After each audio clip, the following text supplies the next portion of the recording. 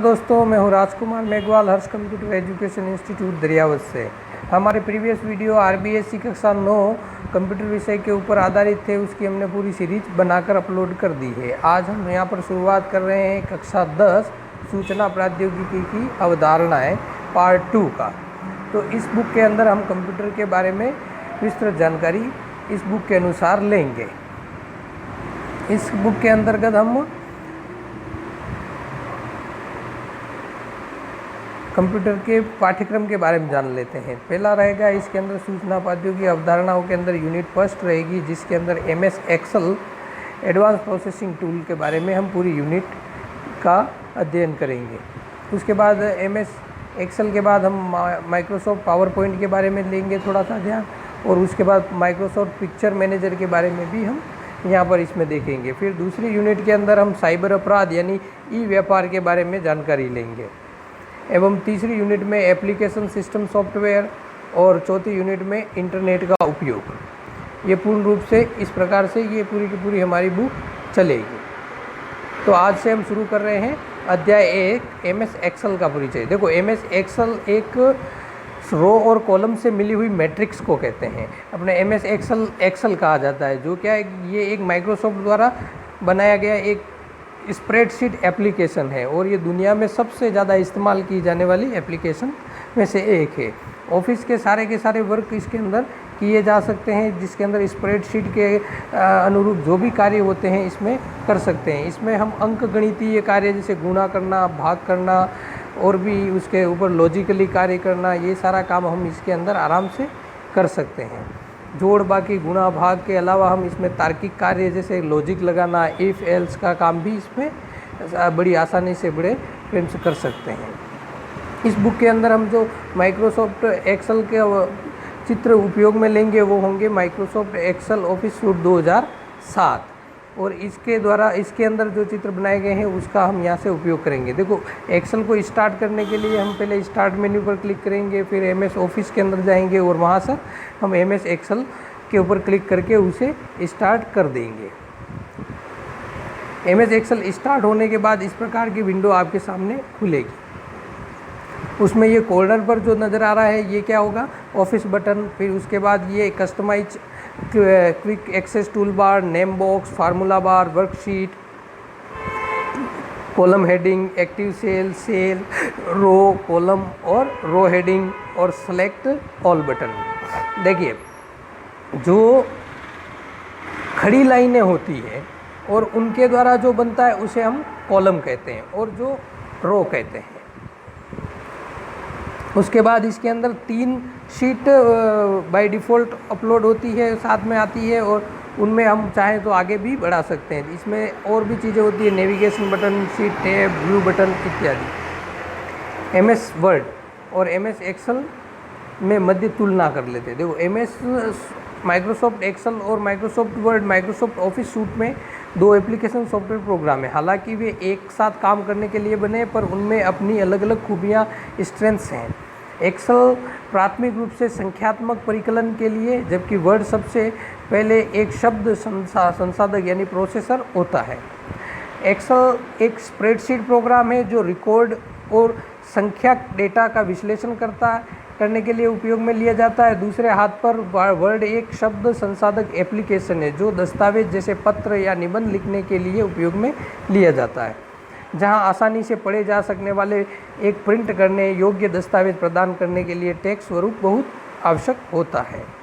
आप किसी वर्ड दस्तावेज में टेबल सम्मिलित कर सकते हैं, या एक्सेल सेल के अंदर पूरे पैराग्राफ को भी लिख सकते हैं, और दोनों ही एप्लीकेशन प्रिंट करने के योग्य दस्तावेज बना सकते हैं। इसलिए एक का उपयोग कुछ हद तक दूसरे के फंक्शन अनुकरण यानी सिमुलेट करने के लिए किया जाना संभव है।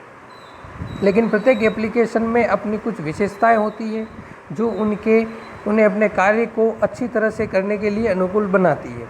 वर्ड के फ़ॉन्ट, अनुच्छेद और पेज स्वरूपण यानी फॉर्मेटिंग विकल्प दस्तावेज बनाने को आसान कर देते हैं, जो कि एक्सेल में काफ़ी मुश्किल है। जबकि एक्सेल में विश्लेषण सूत्रों यानी फार्मूलाज और सशर्त कथन कंडीशन स्टेटमेंट की गणना करने की क्षमता होती है। जैसे इसमें सभी प्रवेश किए गए डेटा का योग, सम और उनके औसत लेना, और भी अधिक जटिल समीकरणों को सरलता से हल कर किया जाना है, आपको इस प्रकार की क्षमता वर्ड के भीतर नहीं मिलती है। वर्ड और एक्सेल के मध्य तुलना, MS वर्ड है एक तरफ और एक तरफ एक्सेल। देखो, एक पहला होता है शब्द संसाधक होता है वर्ड, और MS एक्सेल स्प्रेडशीट एप्लीकेशन होता है। दूसरा होता है पत्र निबंध लेखन के लिए वर्ड उपयोग में लेते हैं, और एक्सेल के अंदर सारणी दस्तावेज बनाने के लिए उपयोग में लेते हैं। वर्ड में जहाँ टेक्स्ट स्वरूपण यानी फॉर्मेटिंग की आवश्यकता है वहाँ इसका उपयोग किया जाता है, और एक्सेल में रिकॉर्ड और सांख्यिकी डेटा का विश्लेषण करने के लिए उसका उपयोग किया जाता है। एक्सेल तालिकाओं को वर्ड में के दस्तावेज के अंदर सम्मिलित किया जा सकता है, और इधर वर्ड दस्तावेज को भी एक्सेल की तालिकाओं के अंदर सम्मिलित किया जा सकता है। वर्ड के अंदर उन्नत स्वरूपण यानी फॉर्मेटिंग सुविधाएं होती है, और एक्सेल के अंदर भी उन्नत स्वरूपण फॉर्मेटिंग सुविधाएं नहीं होती है। कस्टम समीकरण और सूत्र नहीं लिखे जा सकते हैं वर्ड के अंदर, लेकिन एक्सेल के अंदर ये सारे लिखे जा सकते हैं। वर्कशीट और वर्कबुक, जब आप एक्सेल प्रारंभ करते हैं तो स्वचालित रूप से एक नई रिक्त वर्कबुक शुरू हो जाती है, और एक साधारण एक्सेल फाइल को वर्कबुक कहते हैं, जो कि अलग अलग चीज़ें जैसे वर्कशीट, चार्ट शीट और छोटे प्रोग्राम सम्मिलित किए कर सकती है। प्रत्येक वर्कबुक में एक या एक से अधिक वर्कशीटें हो सकती है। एक एक्सेल वर्कशीट यानी एकल सिंगल स्प्रेडशीट जो रो संख्याओं द्वारा निर्दिष्ट और कॉलम अक्षरों द्वारा निर्दिष्ट की मैट्रिक्स होती है। कॉलम और रो को मिलाने पर इंटरसेक्शन को सेल कहते हैं, यानी जो कॉलम और रो के मिलने के बाद जो ब्लॉक बनता है उस ब्लॉक को हम सेल कहते हैं। स्प्रेडशीट में प्रत्येक सेल का एक सेल एड्रेस होता है जो कॉलम अक्षर और रो संख्या से मिलकर बनता है। सेल में टेक्स्ट संख्याएं, गणितीय फार्मूले हो सकते हैं। एक सेल उसी वर्कशीट, एक ही वर्कबुक या किसी अन्य वर्कबुक में किसी अन्य सेल को संदर्भित रेफरेंस कर सकती है। स्टेटस बार के कुछ ठीक ऊपर वर्कशीट टैब दबाकर वर्कबुक में वर्कशीटों पर पहुंचा जा सकता है। डिफ़ॉल्ट रूप से एक्सेल प्रत्येक वर्कबुक में 3 वर्कशीट यानी एक शीट 1, शीट 2 और शीट 3 नाम से प्रदान करती है। वर्कबुक को किस प्रकार बनाया जाता है? अगर आप MS एक्सेल 2007 में काम कर रहे हैं और कुछ नई एक्सेल फाइल में काम शुरू करना चाहते हैं तो आप एक नई वर्कबुक को निम्न चरणों से बना सकते हैं। तो फर्स्ट ये होगा कि भाई आप ऑफिस बटन पर क्लिक करें, न्यू का चयन करें, ब्लैंक वर्कबुक चिन्ह पर क्लिक करें और क्रिएट बटन का पर क्लिक करने के पश्चात आप नई वर्कबुक बना सकते हैं। जैसे यहाँ पर बता रखा है चित्र में, एक भाई ऑफिस बटन जो रेड ऑरेंज कलर का दिखाई दे रहा है उस पर क्लिक किया, फिर न्यू का पर क्लिक करते हैं। न्यू पर क्लिक करने के बाद ब्लैंक वर्कबुक पर और फिर क्रिएट करके आप नई वर्कबुक बना सकते हैं। वर्कबुक खोलना, यदि आपने पहले से कोई वर्कबुक बना रखी है तो आप उसे ओपन कर सकते हैं। तो इसको आप सीधा ही कंट्रोल O करके कीबोर्ड से कंट्रोल O की दबाकर आप सीधा ही वर्कबुक को ओपन कर सकते हैं। और अगर आप ऐसे नहीं करना चाहें तो ऑफिस बटन पर क्लिक करके ओपन का कमांड पर आप क्लिक करके आपके पास रिसेंट वर्कबुक होगी उसके लिस्ट के अंदर आप ढूंढ भी सकते हैं, या फिर अपने जो कंप्यूटर की ड्राइव के अंदर अगर आपने कहीं स्पेशल जगह सेव करी हो तो वहाँ से भी आप जाकर खोल सकते हैं। अब आता है लेबलिंग। कॉलम और रो शीर्षक यानी हेडिंग के अक्षर और संख्याओं को लेबल कहा जाता है, जो क्रमशः वर्कशीट के शीर्ष और बार और ग्रे बॉक्स में प्रदर्शित होते हैं। कॉलम हेडिंग अनुवर्णिक वर्ण यानी अल्फ़ाबेट कैरेक्टर से लेबल रहती है जो कॉलम A के साथ शुरू होती है। रो हेडिंग संख्या से लेबल रहती है जो रो यानी 1 के साथ से शुरू होती है। यानी कि जो आप देखते हैं कि A B C D E F G, ये आपको यहाँ समझ नहीं आएगा, मैं बताता हूँ। ये जो देख रहे हैं यहाँ पर जो ये A B C D E F G H I ये लिखा दिखा गया है, ये कॉलम का हेडिंग है। और ये 1 2 3 4 5 6 7 8 ये लिखा हुआ है, ये किसका है? रो का लेबल है, हेडिंग है।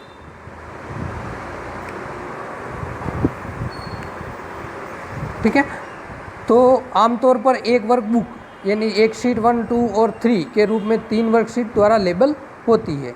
शीट का नाम बदलकर, नई शीट सम्मिलित करके, शीटों को हटाकर और मर्ज करके आप वर्कशीट की लेबलिंग को भी बदल सकते हैं। वर्कबुक यानी टेब्स को फॉर्मेट करना। जब आप एक नई वर्कबुक को खोलते हैं या कोई मौजूदा वर्कबुक में नई वर्कशीट जोड़ते हैं तब एक्सेल प्रत्येक शीट के लिए एक जेनेरेटिक नाम जैसे शीट 1, शीट 2, शीट 3 और इसी तरह का उपयोग करता है। आप जैसे जैसे वर्कबुक का निर्माण करते हैं, आपको चीज़ें व्यवस्थित रखने के लिए इन शीटों का नाम बदलने की आवश्यकता होती है। एक वर्कशीट का नाम बदलने के लिए सबसे आसान तरीका है कि उसके नाम पर डबल क्लिक करें और यह नाम को टेक्स्ट को हाईलाइट कर देगा और आप उसके बाद एक नया नाम टाइप कर सकते हैं। इसके अलावा भी आप किसी वर्कशीट पर दाएं क्लिक करके पॉपअप मेन्यू में रीनेम का चयन कर सकते हैं। टैब्स का नाम बदलने के कुछ नियम होते हैं। एक्सेल वर्कशीट का नाम कम से कम एक वर्ण यानी कैरेक्टर लंबा और 31 वर्ण से अधिक नहीं हो सकता। एक ही वर्कबुक में समान नाम के 2 वर्कशीट भी नहीं हो सकते। इससे क्या होगा, रिप्लेस हो जाएगा।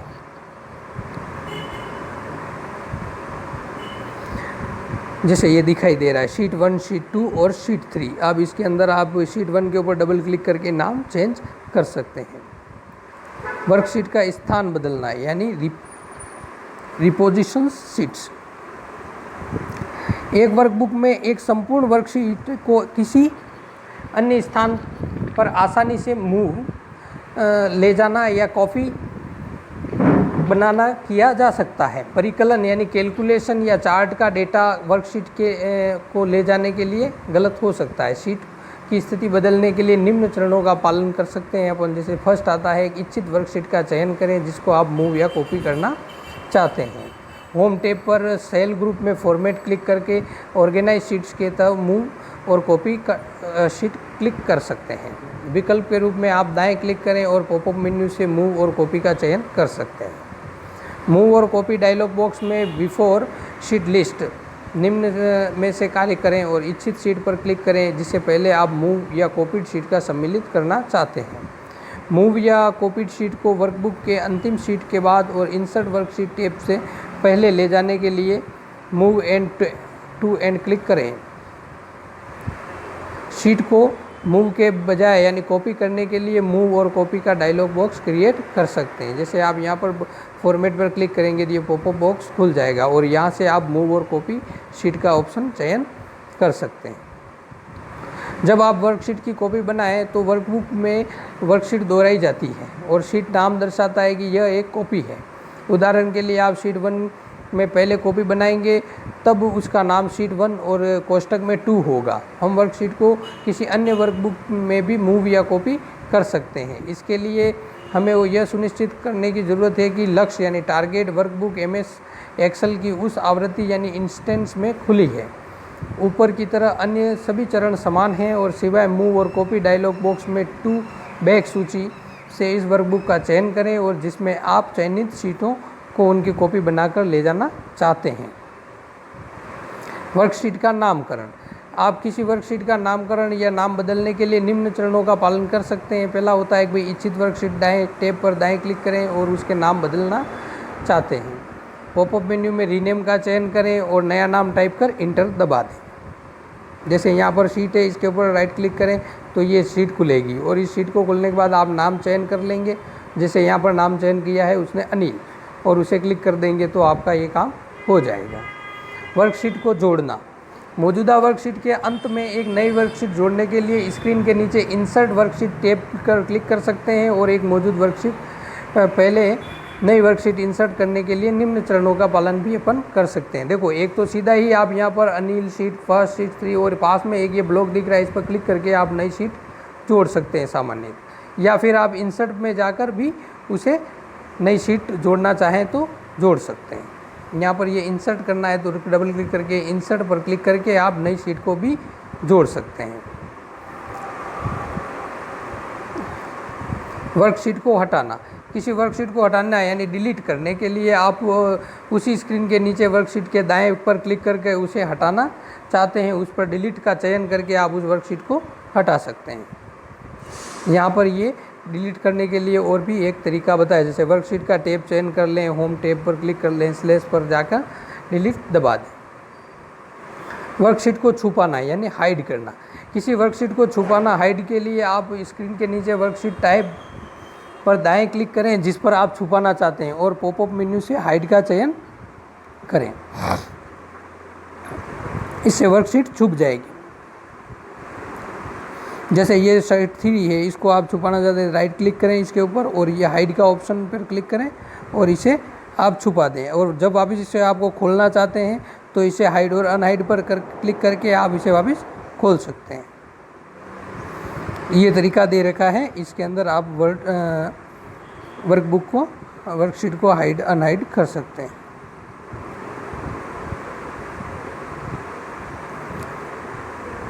वर्कशीटों को सहेजना यानी सेव करना।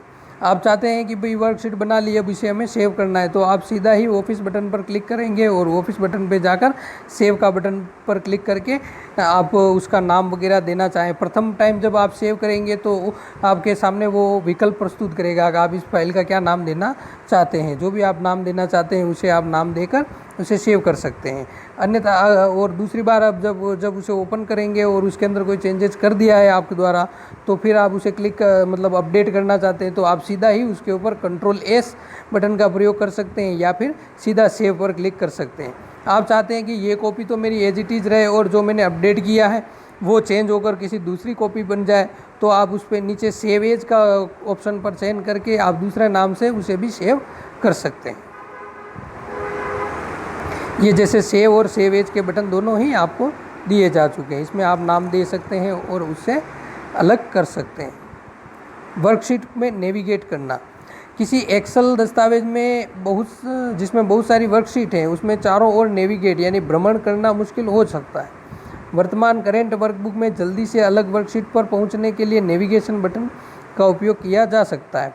एक्सेल वर्कबुक में निचले बाएं कोने पर आप वर्कशीट टैब के नेविगेशन बटन दिखाई देते हैं। जो ये आपको शीट के पास में ये ब्लॉक दिखाई दे रहा है, ये क्या है? Navigation button. आप इस पर क्लिक कर एक शीट से दूसरे शीट पर मूव कर सकते हैं।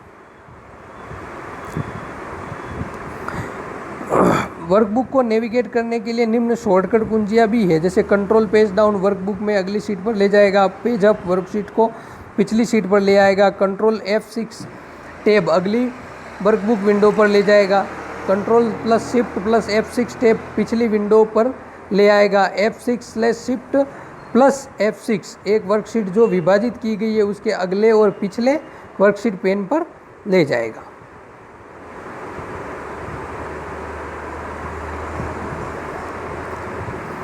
सेल, रो या कॉलम को सम्मिलित करना। किसी वर्कशीट में रिक्त सेल को सम्मिलित करना। उस सेल का चयन करें जहां आप नई रिक्त सेल यानी सम्मिलित इंसर्ट करना चाहते हैं और निम्न चरणों का उपयोग करें। जैसे होम टैब पर सेलेक्ट ग्रुप में इंसर्ट कर क्लिक करें और इंसर्ट सेलेक्ट स्लैश क्लिक करें और आप चयनित सेल पर राइट क्लिक करके उसे फिर से इंसर्ट क्लिक पर करें जहां काम करना चाहते हैं। इंसर्ट डायलॉग बॉक्स में उपयुक्त विकल्प का आप चयन कर सकते हैं। जैसे इंसर्ट पर क्लिक किया आपने और शिफ्ट सेल डाउन पर क्लिक किया और ओके बटन पर आप क्लिक करके इस चीज़ को कर सकते हैं। वर्कशीट में रिक्त रो को सम्मिलित करना। एक रो को इंसर्ट करने के लिए या रो में से किसी एक सेल का चयन करें जिसके ऊपर आप नई रिक्त रो को इंसर्ट कर सकते हैं। एक से अधिक रो को इंसर्ट करने के लिए रो का चयन करें और जिसके ऊपर आप नए रो इंसर्ट करना चाहते हैं। अनस्निक्ट यानी कॉन अनसाइंड रो को इंसर्ट करने के लिए आप अनस्निक्ट रो का चयन कंट्रोल दबाकर कर सकते हैं। होम टैब पर स्लैश ग्रुप में इंसर्ट क्लिक करें, इंसर्ट शीट रोज क्लिक करें। इससे आपका क्या हो जाएगा? सीधा का सीधा इंसर्ट हो जाएगा। यहाँ से आप एक क्लिक या अन्य बहुत सारी रो क्लिक कर सकते हैं। इसके अलावा आप अगर चाहते हैं कि मैं सीधा करना चाहता हूँ तो ये जो इधर आपको रो के जो लेबल दिखाई दे रहे हैं इनके ऊपर राइट क्लिक करके आप नया रो इंसर्ट रो करके भी आप नया रो चयन कर सकते हैं। और यही प्रक्रिया जैसे आप इस लेबल यानी ABCD वाले पर करके करना चाहेंगे तो इससे आप कॉलम भी इंसर्ट करा सकते हैं। इसी प्रक्रिया के द्वारा अगर आप राइट क्लिक करके और उस पर डिलीट करना चाहेंगे तो इन रो और कॉलम को आप किसी एक पर्टिकुलर रो या पर्टिकुलर कॉलम को आप डिलीट भी कर सकते हैं। जैसे इच्छित सेलों यानी रो और कॉलम को चयन करें जिसे आप हटाना चाहते हैं। पहले तो उसे सेलेक्ट कर लें और निम्न चरणों का पालन करें। जैसे होम टैब पर सेलेक्ट ग्रुप में क्लिक करके चयनित सेलों को हटाने के लिए डिलीट सेल क्लिक करें। चयनित रो को हटाने के लिए डिलीट शीट रोज यानी क्लिक करें और चयनित कॉलम को हटाने के लिए डिलीट शीट कॉलम का क्लिक करके आप उसे हटा सकते हैं। आप चयनित सेलों यानी रो कॉलम्स पर राइट क्लिक करें और डिलीट करके भी आप आगे काम कर सकते हैं। सेलों का विलय करना यानी मर्ज करना, चयनित सेलों में को एक सेल में कन्वर्ट करता है। यह शीर्षक बनाने के लिए उपयोगी हो सकता है। आप दो या दो से अधिक सेलों को टेक्स्ट को एक सेल में मर्ज या संयोजित कर सकते हैं। मर्ज करने के लिए आप निम्न चरणों का उपयोग कर सकते हैं। आप इन्हें मर्ज करना चाहते हैं, उन सेल को पहले सेलेक्ट कर लें, फिर होम टैब में अलाइनमेंट ग्रुप में जाएं, मर्ज और सेंटर पर क्लिक करें, जहां पर चारों विकल्प हैं, मर्ज सेंटर, मर्ज अक्रॉस, मर्ज सेल्स और अनमर्ज सेल। ये जैसे आप यहाँ पे देख रहे हैं, ये मर्ज का निशान है, इस पर आप क्लिक करके सीधा ही मर्ज कर सकते हैं और इसके अंदर उपयुक्त ऑप्शन का भी उपयोग कर सकते हैं। जैसे यहाँ पर इसने 5 कॉलम को सेलेक्ट किया है और फिर ये सीधा एक मर्ज का बटन यहाँ से दबाने के बाद हाई स्कूल जो लिखा हुआ है वो पूरे ही 5 कॉलम के अंदर सम्मिलित हो गया है।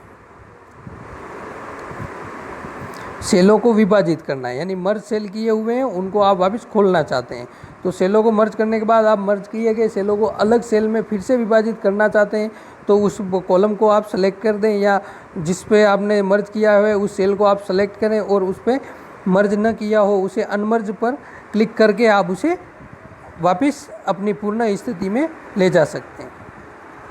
रो और कॉलम को छुपाना, कॉलम और रो को छुपाने के लिए आप अपनी वर्कबुक पे अवांछित परिवर्तन रोकने में मदद मिलेगी। रो और कॉलम को छुपाने के लिए निम्न चरणों का उपयोग कर सकते हैं। देखिए, इच्छित कॉलम जिसको आप छुपाना चाहते हैं उसे सेलेक्ट कर लें और फॉर्मेट पर क्लिक करें। होम टैब में फॉर्मेट पर क्लिक करें, विजिबिलिटी के तहत हाई अनहाइड पर क्लिक करें, यानी कि हाइड करना चाहें तो उसे आप छुप जाएगी और अनहाइड करना चाहें तो आप उसे वापस देख सकते हैं।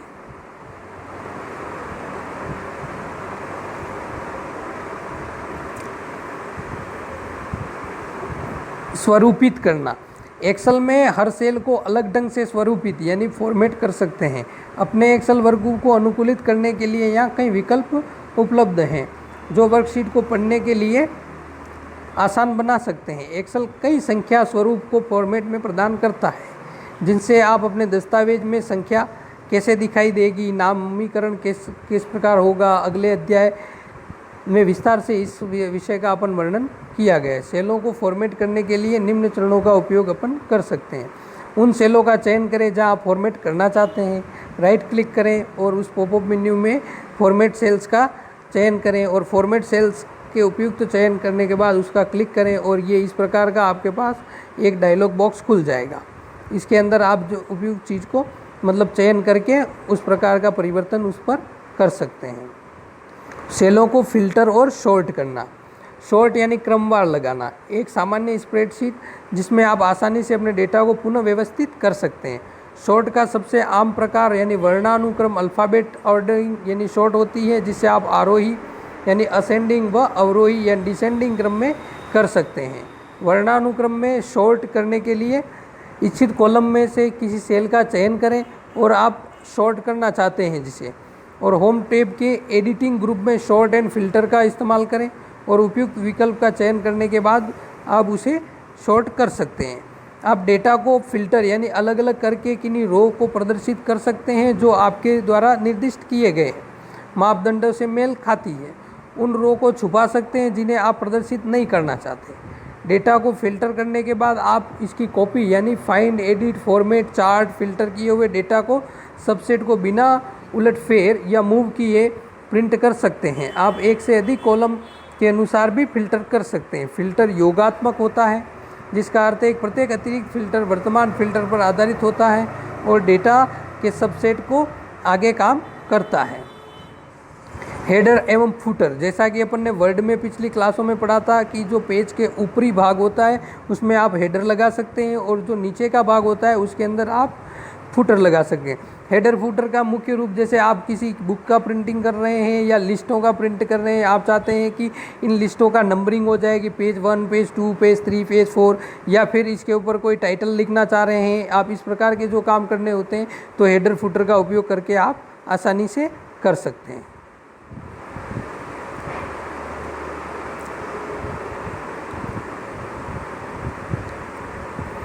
हेडर फुटर को आप मार्जिन में आराम से सेट भी कर सकते हैं। प्रिंटिंग के बारे में जानकारी।